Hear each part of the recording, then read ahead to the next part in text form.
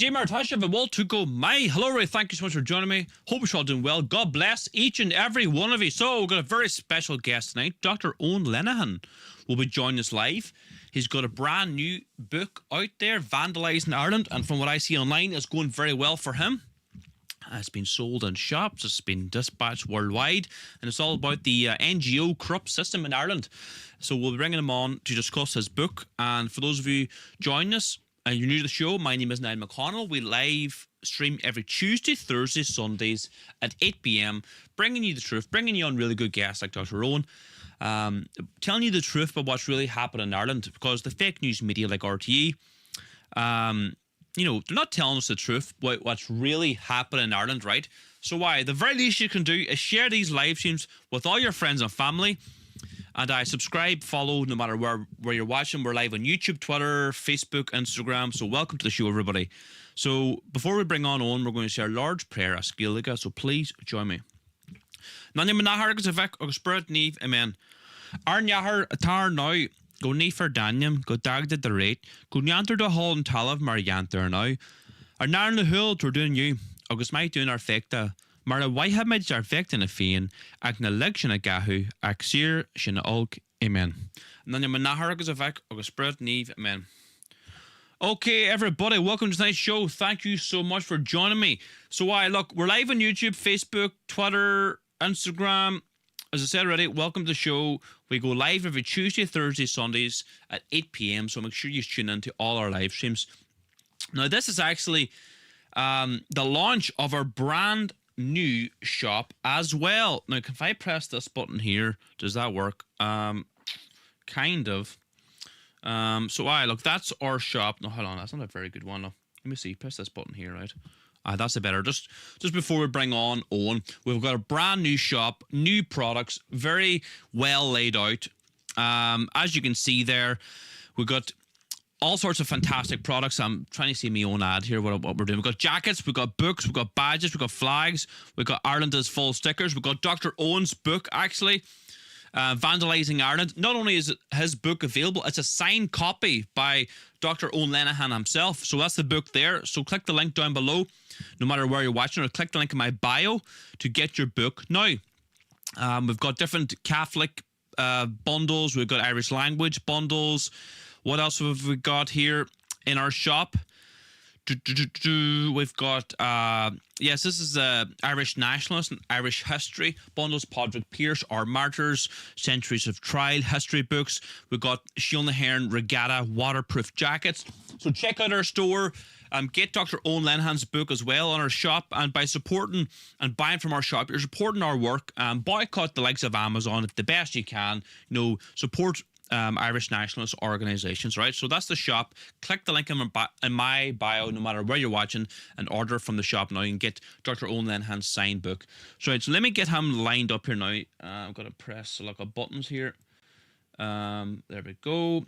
So without further ado, let's bring on the main man himself. Do you see me and hear me, Eoin? I see you. I can hear you perfectly.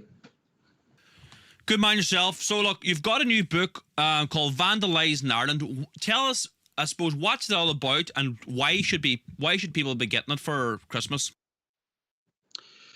First of all, thank you for having it in your store there. The store looks fantastic. I had a look earlier, very professional job, and it's the only place you will be able to get it signed. So that's, I hope, something for people. But the book itself, anyway, it's essentially trying to unravel the mess that Ireland's in right now and how we got here. I traced back on the surface level the past 25 years of Fianna Fáil, Fine Gael misrule. And look at how this open borders society got out of control. But I look deeper also into how we got to the point where Fianna Fáil. Oh, the feedback there is a bit loud. Niall, would you? Don't know why you're getting feedback. That's great. That's perfect. That's perfect. That's great. Thanks, Niall. But yeah, what I tried to do then was to trace back the roots of to show that what's happening now in Ireland has been preordained since the late 50s, because since the 1950s at least, Fianna Fáil and Fine Gael have pursued the exact same economic models, this over-reliance on the foreign direct investment model. In addition to that, I look at how from the start, the beginning of our state, actually, all social work and education was farmed out to the Catholic Church initially. And then after the stunning collapse of the church, or loss of faith people had in the church that came out with the various scandals in the early zeros, a very crucial step, as the Catholic Church stepped out of the social care business, what we would now call the NGO industrial complex, maybe, that what swept in were a bunch of groups and people who were steeped in social justice theory. And so these two steps together, the coalescing of Fianna Fáil and Fine Gael economically from the 1950s on, and then the hijacking of our NGO system by social justice theory from the zeros on, sees this incredible speeding up of the open border projects, the seeing transing of our kids in education and whatnot. So to put it very briefly, that's kind of what I've tried to do, is not just look at where the mess we're in now, but how did we get here? And I also then, at the end in the final chapter, tried to suggest ways out of it. You asked me why should people be picking up a copy of this? The reason I wrote this book was that, as you touched on in the introduction there, we have a major problem with we have many major problems, but one of the key ones is that we're a crippled democracy, because Fianna Fáil, Fine Gael and Sinn Féin are exactly the same party. It's a uniparty, and I go into that in the book. I go through their policies, how Sinn Féin have acted as a silent partner to Fianna Fáil, Fine Gael over the past 25 years. How come elections, their policy documents are the same? But I also... Sorry, I lost my trail of thought there for a second. I was looking down here at something, but sorry, why should they buy it was because another key member of that coalition is the media, the national media, that they have acted in concert with the government to sell their government agenda over the past 25 years. So why it's important, what my key motivation for writing this was, I saw during the last two election cycles how difficult it is for parties like yours to break through. You're not going to get an invite onto RTE News to discuss your policy platforms. And in fact, the system was very clearly rigged in the debates for local and national elections to keep new right-wing parties and new nationalist parties, or whatever you want to call whatever group, but to keep them out at all costs and off the news headlines. And the only time you do see them is with negative headlines surrounding things like maybe fires at iPass, or a burning police van up when there's a demonstration up in Dublin. And so what I figure we need to do was to get around the national media to reach the +65 demographic, who are Fianna Fáil and Fine Gael's key voter demo. And so that's the main purpose of this book, was to try and reach those demos who keep putting Fianna Fáil and Fine Gael back into power. The other another key motivation was to have a chronicle of these times, these crazy times, because you know it yourself from being on social media that there are stories that pass us by every week that in normal times would be enough to bring down a government, but they get, because of the speed of the news cycle, they get forgotten. And I really wanted to put down just all of the crazy stuff that's happened here, because we forget, and I'm guilty of it, I forget too. And so I just wanted to be able to have a chronicle, a truth. Here is the truth of what's happening in this country. And B, my motivation was to try and get this in around the national media into the hands of the people who need it, who can affect change. Right, very good. There's a famous, a very popular video going around social media about, I think it's like in the United Nations, and they're saying that for every Irish person, there's an NGO. There seems to be like 35,000 NGOs in Ireland. I bet if you do a survey on the streets of Ireland, the majority of Irish people wouldn't even know what an NGO is. And I try to describe them as like a shadow government. Are they pushing policy in Ireland regarding what's going on in schools, regarding immigration, the long walks through institutions? What is going on with this NGO system in Ireland, and how do we stop it? Well, you're right. I think that, most people don't know just the roots, how deep it goes. But We have, as I said, from around 2000 on, that's when, the Catholic Church really retreats from public life. And all of the various social work that they were doing now then gets taken up by civil society, they like to call it, but just NGOs. And most of these, as I go through in the book, are overwhelmingly funded by the state, but they pursue radical leftist political policies that are grounded and steeped in social justice theory. Now, there's a very important pipeline that goes from the Irish university system to the NGO system, whereby increasingly Irish universities, and I mentioned a couple of case studies, one being the Eoin Joseph, who teaches at Trinity and UCD on Black studies and critical race theory, which is just an import of the most radical leftist social justice theory from the US, trying to guilt students, in my opinion, into feeling ashamed of who they are and their history and their past, to try and browbeat them into political gains. So there has been a radical change in what an NGO is over the past 25 years. Now, it went out of control from 2020 when the Greens came into power with Fianna Fáil and Fine Gael. And one person who doesn't get a lot of the spotlight, we all know about Roderick O'Gorman and, with his crazy 8-language tweet about inviting the whole world into Ireland. But his colleague, Joe O'Brien, doesn't get enough recognition in my opinion, and I write about him in this book. He was the principal architect behind the NAPAR, so the National Action Plan Against Racism. And to answer your question, this is the document that really shows the power of the NGOs in this country and how, like you said, they kind of really have their arms around every public branch in terms of policy. So anyway, Joe O'Brien, he came out of the Irish Immigrant Council. He was a leader in the Irish Immigrant Council before he went into government. And now, since getting booted out of power, he's gone back to the Irish Council for Civil Liberties. So he's a dyed-in-the-wool NGO head.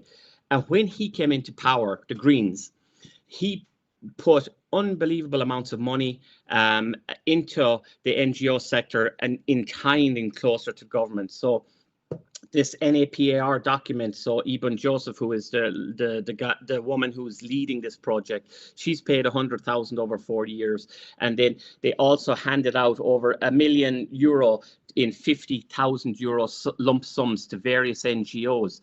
But some of the things in this document, it's very Orwellian in the first place, the National Action Plan Against Racism. It sounds great, right? Who could argue against that? But when you look down through what it is, it's extremely Orwellian. So Comisiún na Man, for example, who are the regulatory body for all media, they are partners, official partners in this, and they've committed to making sure that there's representation of minorities in all the various television shows, in public media. The Gardaí have committed to working with 15 specific NGOs to expedite any claims of racial hatred or LGBTQ hatred or what. So they've embedded at the heart of the state this document, speedy access to the NGO, to the social justice causes that the NGOs are pushing. But it gets worse. In this NGO document too, there's a 20%. So it's predicated heavily on the idea that Ireland is a racist state. This is Eoin Joseph's words. Ireland is a racist state, and we have to undo this, and the only way we can do this is through positive discrimination. So that document states that we need a 20% increase in minorities in public positions. So we now are enforcing through this document positive discrimination to have more minorities in our civil service, which is absolute insanity. Even the US, the bluest areas of the US where they tried this stuff, couldn't push stuff like that through. And then, as you pointed out, where it's having a very profound impact is in education. So again, all educational institutions are linked to this document and are forced to embed the principles of this document.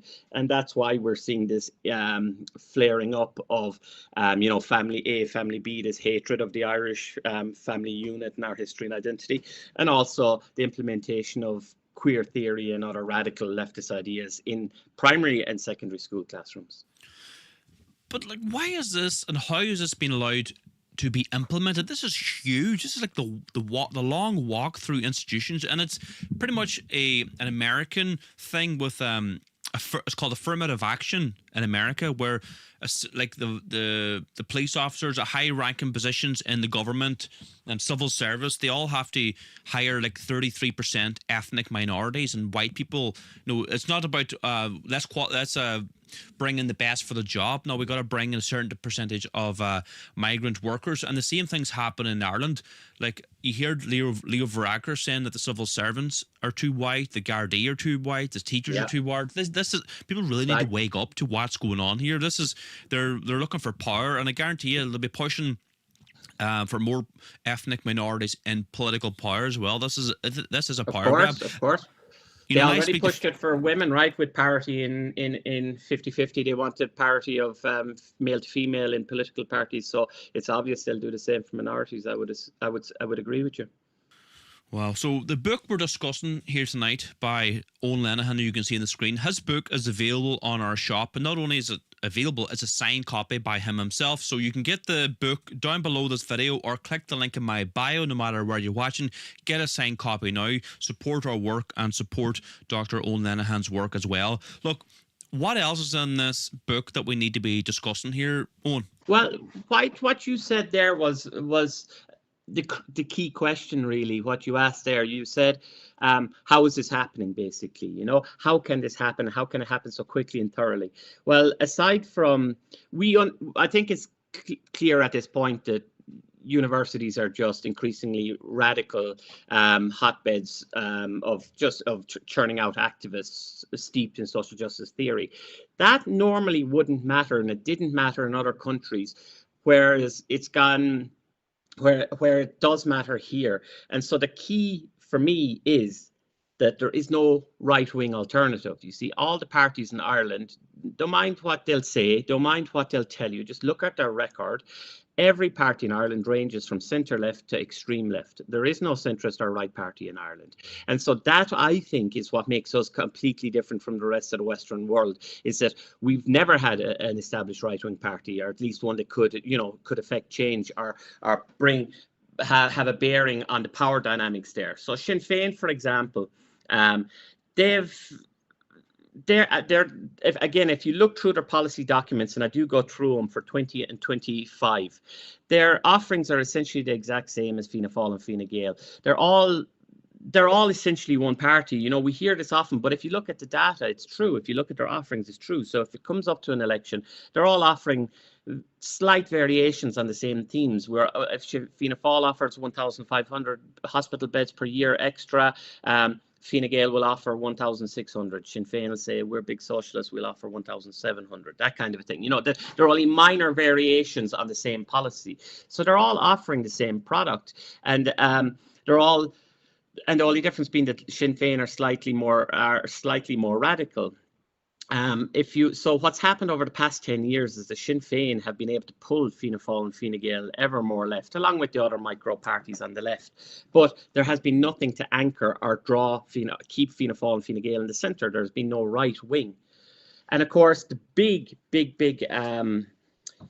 problem in all this, and what's prevented this development of the right, has been the outright purchasing of the national media, and that to me is the other big problem. And they're connected. We can't, we can, but it's very difficult to have a right-wing party or whatever you want to call it, right-wing, conservative, populist, nationalist, whatever it's going to be, whoever wins that battle on the right, that can't win when we have a media landscape that's in the pocket of the government, because the point of a national media is to protect democracy, to hold the powerful to account, to criticize, critique, investigate, and to ensure a balance of views and opinions.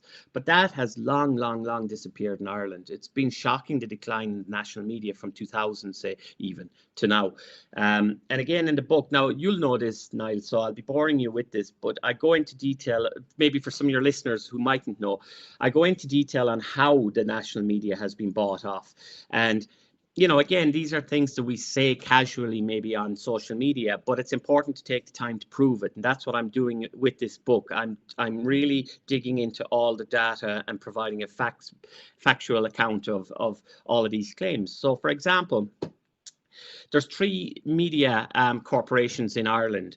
That's the Media Huis, based in the Netherlands. There's the Irish Times Trust, which owns the Examiner and a plethora of smaller regional papers. And then there's the boys out in England that own the radio stations. So there's Media Whois, there's Irish Times, and there's Bauer. I nearly forgot it. I'm slipping. But the three of those own essentially the entire national media landscape in Ireland. And what's happened is they completely overextended themselves in acquiring those, because Ireland's a small country. And so to purchase all of these various bits of media landscape, they have put themselves at incredible financial strain, to the point where they rarely turn a profit. They're lucky if they break even, and usually they're making a big loss year on year. And so what's happened is that the government understand this, they sense this, and in a normal country, you see, you'd let the market sort itself out. One or two of those would collapse, other ones would spring up, and that's what allows intellectual diversity, because the audience decides what they want. But the government understand that it's actually much better to prop them up. Don't give them too much money, but just enough to survive. And that's what they've been doing. The government has consistently been the largest advertiser in all of these national media outlets over the past number of years. They've reduced the VAT on newspapers to 0% to again prop them up. The number one job any politics journalist in the country can have is to become an advisor to the government. Increasingly, this is a very lucrative outlet. So again, what politics journalist or investigative journalist is going to burn his bridges with his big job working for Micheál Martin or Simon Harris? Harris and Martin both spend €1 million a year on these special advisors who are disproportionately drawn from the media. And then the last big plank of how they've bought out the media is Commission na Man. So Commission na Man, aside from being the censorship arm of the state, they offer out every year, and it's increasingly more and more year on year, a series of grants which essentially just are given to any company, any radio, TV or newspaper who will produce programs that prop up the government agenda, who will offer positive stories and documentaries and such on immigration, on LGBTQ stories, and so on. And so these are the ways that it's quite literally, we like to say that the media is bought off in Ireland. It literally is. And I take, that's what this book, again, you asked me why should people get this book? Because I take the time to give people the facts and data they need to hand when they make these arguments themselves. Very good. And what's the response with the book? I've got good feedback, bad feedback. How's that all going?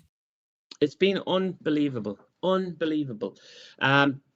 I was shocked by, first of all, the level of, first of all, it just took off. It's been at #1 on Amazon in all books for a month. Now, it dropped off yesterday for the first time, but I held out for a month at #1 in all books. I was delighted.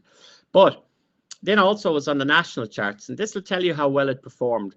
So the national charts is all of your online sales, so Amazon plus bookstore sales.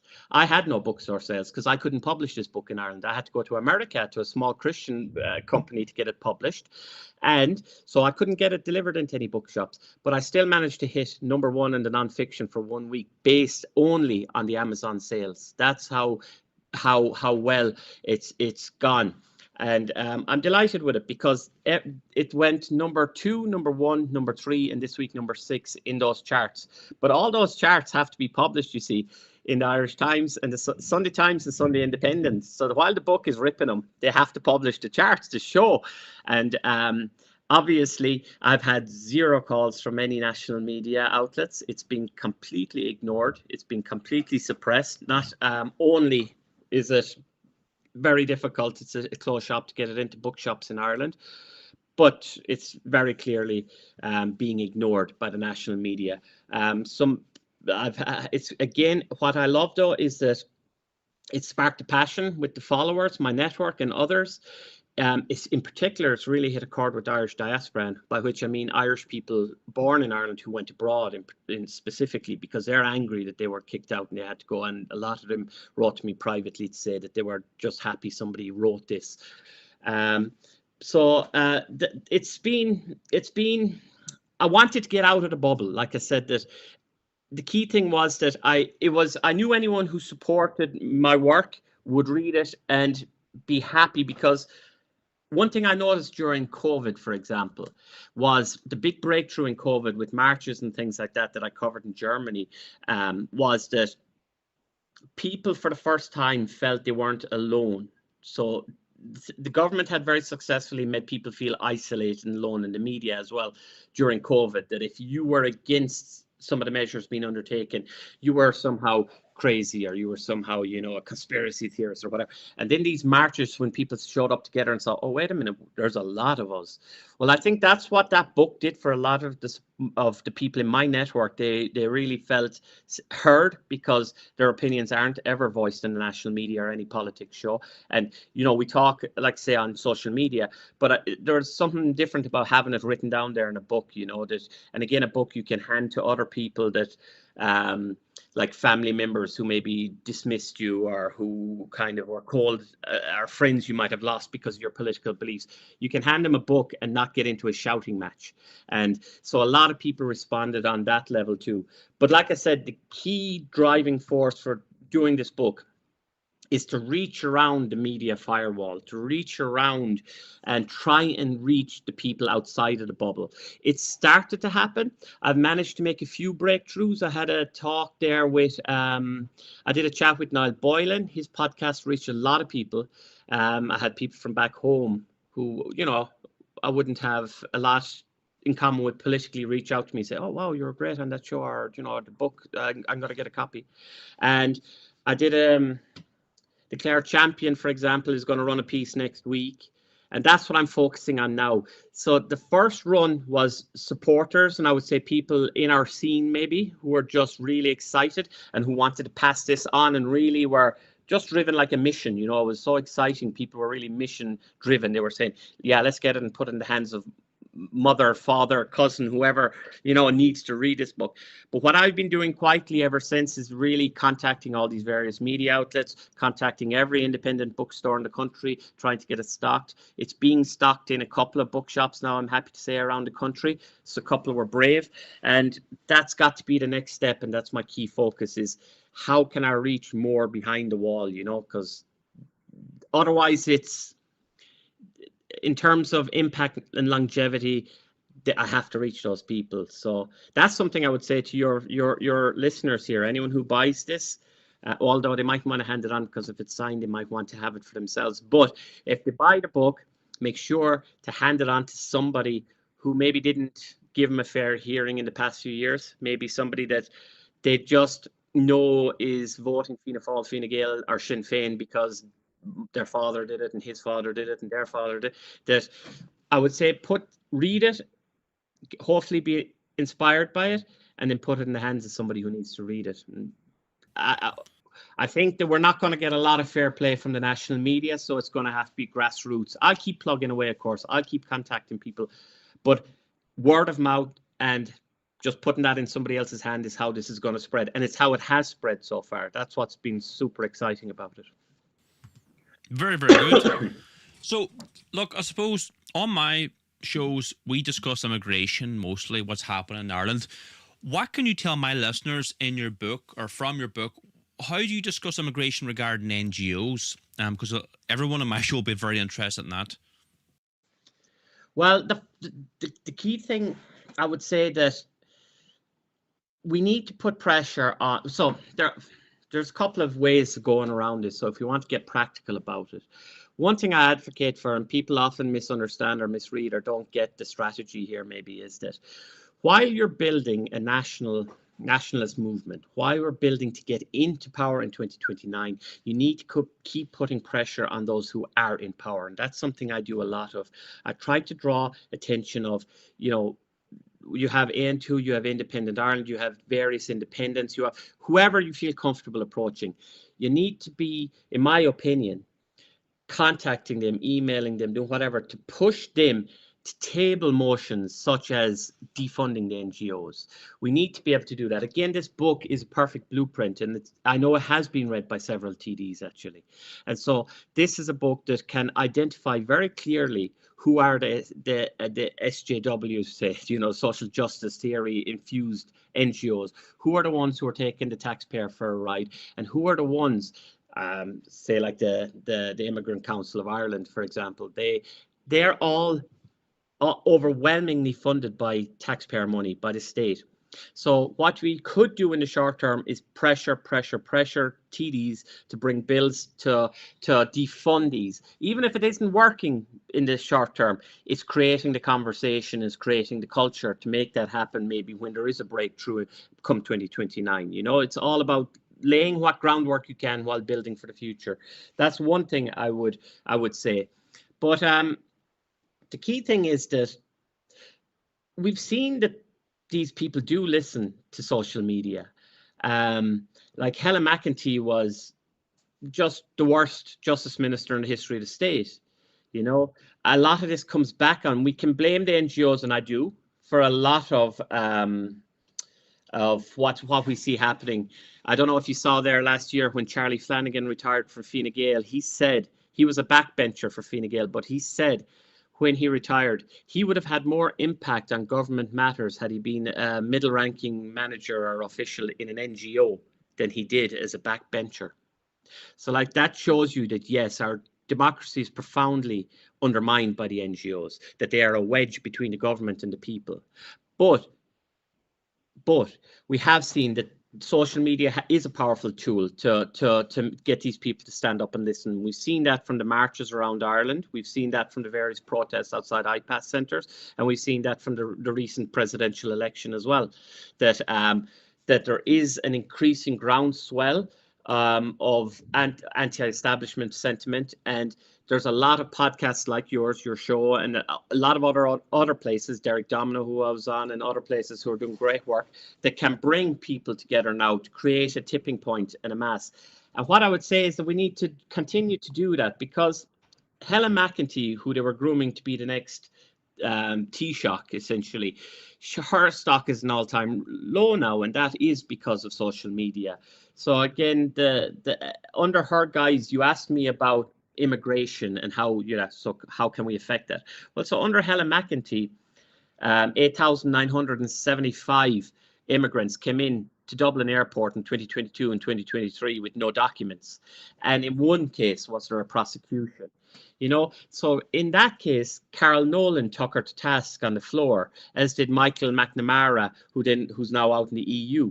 Again, these mightn't be your preferred candidates, they mightn't be whatever, but the pressure that was exerted on them and the clap on the back that they got, particularly Carol Nolan, for standing up and saying these things on the Dáil floor, certainly led to a demise in her fortunes. She's now untouchable, and they shuffled her off to education, where would be a big demotion from justice, say. So again, all of this comes from being strategic. I think that sometimes on social media in particular, people are so angry, correctly angry, rightly angry. We're all, the country's in dire straits, but we have to be able to be strategic. Is there a nationalist party in power right now? No. Can they build to get into power in 2029? Yes, and that's what they need to be spending every moment of every day doing. And in the meantime, see who you can build bridges with, see who you can clap on the back to go and do something, see who you can maybe needle a bit to get them to do what you want to do, and that's about all we can do right now. And then we have to rely on people like yourself, keeping the word going out, waking up more people day by day. My book hopefully getting into the hands of more people who can be woken up. We have to keep pushing for that tipping point in every way we can. But we also then have to understand that until 2029, we have the system we have. And we can just say, F all of you, which is understandable, or we can say, how can we use all of you? How can we get the best for our goals in the meantime, even if it's just slowing down the mess so there's something to actually save in 2029. Good man yourself, Eoin. So the book of discussion is called Vandalising Ireland by the man in question here, Dr. Eoin Lenihan. You can get your signed copy, the only place I think you can get a signed copy, in our shop. Click the link in my bio or click the link below. Get your copy now. We'd really appreciate it. Support Eoin, support our work. So look, I just thought of a question there in my head. Look, If you were to write another book now, a sequel, what would that be about? After all the research you've done and what you've learned, what would the second book be about? That's funny because I was asking myself the same thing. I was saying to my wife last night, well, what do I do now? Just put up a gun fishing sign and disappear or what? Like, have I said everything I need to say? And so what I've done though in that book was I've laid out in the last chapter goals to go forward. I've given a blueprint for anyone who wants to take them, run with them, do whatever, please use them.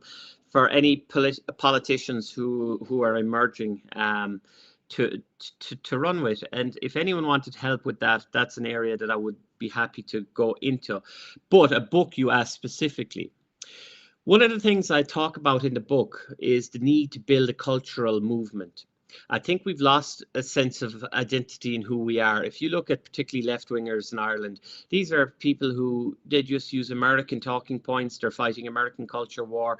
The education they receive, as I say, social justice theory, is based and steeped in American case studies and stereotypes. So I think what we need to do is to build a proud and cultural movement based on an absolute love of our country, which I think we've lost. I think we need to center it in the archaeological and historical landscapes. I think we need to have a folk revival, cultural revival. What happened, I think, was that we kind of got comfortable sitting back on the early 1920s or the early 1900s kind of sense of national identity. And what happened was, as we drifted more and more from that time, Celtic Tiger so hit, people became obsessed with money.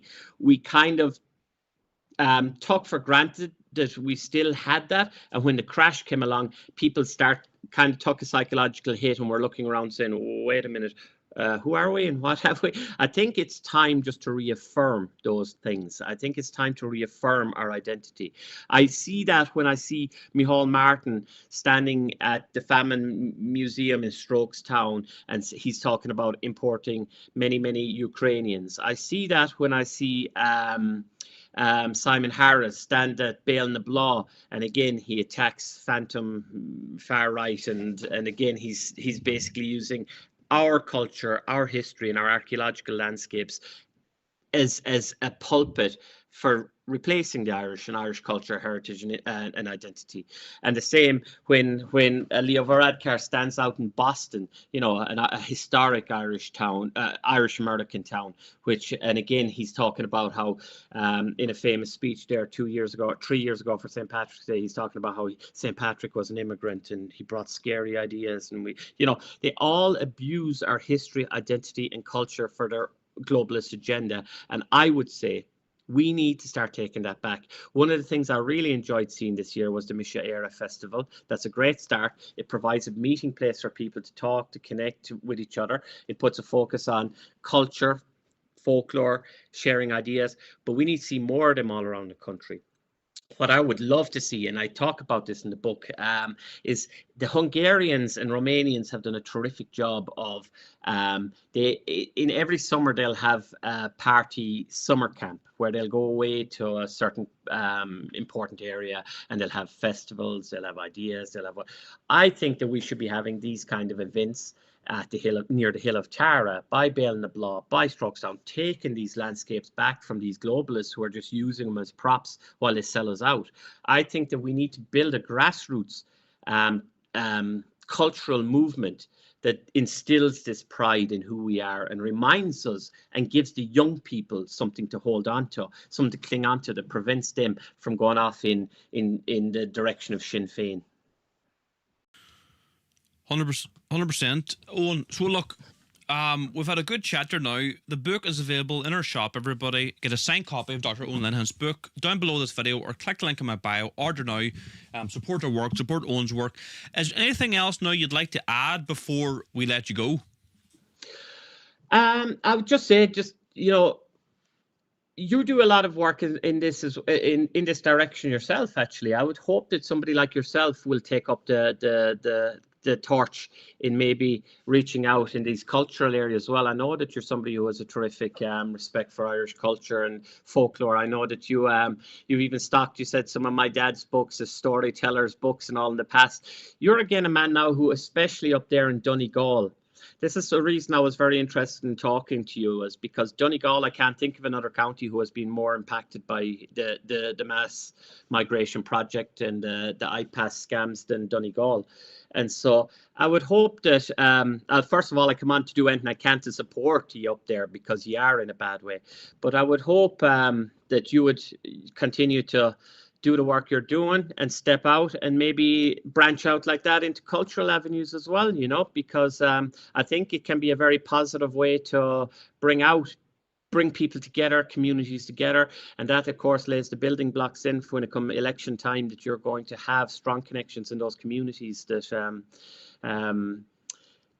see, that's one of the problems I spotted, you know, with the elections the last two times out, was that a lot of the lads who were running, you see, they had no profile outside of the internet, you know, and so when they would go up to doors and whatnot, they just weren't recognizable.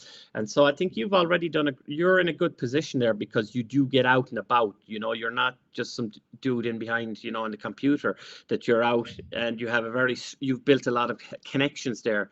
And I'm kind of interested to see how you'll continue to develop that. And I'm hoping, having read the book, that, you know, maybe you'll get an idea or two, and some of the lads up there who are doing great work with you as well will.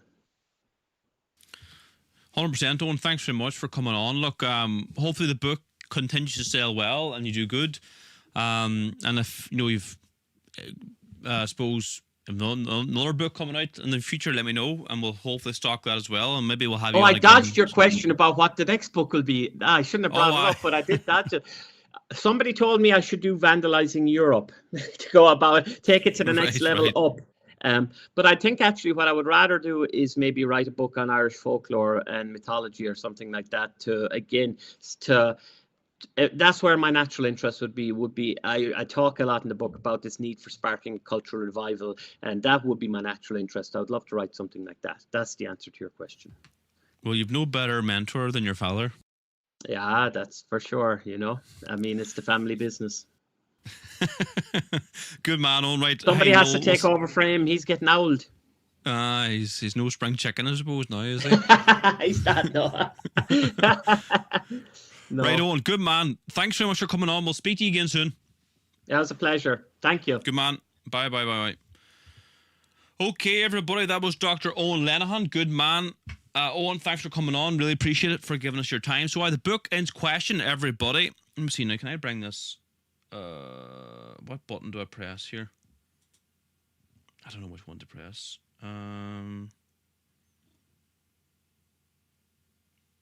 That one there, no, not that one. Why is it? I don't know which one to press. Or hold on.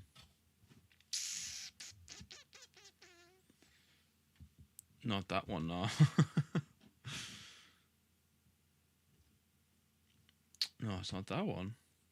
I don't think I have the right one done up. You know what I mean? Okay, that's what it is. It's grand. So look, thanks for coming on, Owen. Let me know. Like, should really went to the live chat. I keep forgetting to do that when I have a guest on the show, to go to the live chat. So if you want to get his book, the book is in the description, in the live chat, or in my bio, no matter where you're watching, whether it be Instagram, Facebook, etc., etc. Get the book now. Support our work and support Dr. Eoin Lenihan's work. So what's the crack with you, everybody? How's your Sunday going? Any news? So I suppose, look, we've a brand new shop as well, though. Here's the shop. There's the shop there. What have we got in store? We've got lots of great books. We got different bundles. We've got the regatta jackets. We've got Ireland is Full stickers. We've got the book we wrote ourselves. That's our own book, Handbook for the New Fenian. What it means to be an Irish national. That's Dr. Eoin Lenihan's book there, the fellow we just had on, Vandalising Ireland. Get your signed copy now. This is our Catholic collection, and the Catechism, the Holy Bible, a fasting book, Irish language books, Irish language collections. All these things are in our shop. Support our work now. What else have we got here for store for you? We've actually got the butcher box as well. I suppose, let me see here now. If I press this button here, is it this one here, is it? So let me see here now. See, I don't display capture, is that right? Hold on, I'm on here now. Press this button here. Display capture. It's locked at the minute. Press this button here. Press this button here. Hold on a minute. There we go, where? Right, okay, that should be a bit better there, isn't it? Let me just make this a wee bit bigger here. So why? Butcher box is delivered to your front door. Donegal's finest meat, lamb, beef, pork. Let me just maximize this a wee bit here. That should be the job there. Hold on. Sorry, everybody. Should have done this beforehand, but I don't know. I seem to have lost my button. It is grand. So this is a brand new shop, right? So we can get beef boxes, lamb boxes, pork boxes delivered to your front door anywhere on the island of Ireland and England, Scotland, Wales. So if you order in now, you will get your box this coming Wednesday or Thursday. Roughly depends when you depends on how quick the postage is. We sell it in really high quality cooling system boxes with frozen gel packs. Keeps everything cold and fresh. Keeps everything chilled. So let me go to the shop here now quickly. What have I got here for you? Dr. Eoin Lenihan's book, Handbook for the New Fenian, Gael and Glory bundles. We've got Prayers of the Gael, Irish history books, leather Bibles, Irish faith and freedom bundles, Irish religious collections. What else have we got here? The Irish Regatta, Irish Shield and Heron jackets, beef boxes, butcher boxes. What else have we got here? We got badges, flags, jackets, stickers. We've got it all. So check out our shop. Get your Christmas gifts now as well. Support our work. We got the definitive guide to Catholic fasting and abstinence. The Catechism Explained. This is a really good book, actually. Dissolving Illusions. Written by Suzanne Humphreys, an in-depth book on vaccines and the dangers of them. Very, very good book. The Broken Heart by Thomas McSheoman. Brown Scapulars that are blessed, Douay-Rheims, Holy Bibles, paper and leatherback. So we've got lots of great stuff there. Irish language books as well. Patrick Pearse is writing the Irish Patriot newspaper. And Meeting the Crowd, Eddie Lenihan. We're actually selling Eoin Lenihan's father's book there. So that's the job there, everybody. So check out our shop. Link is in the description.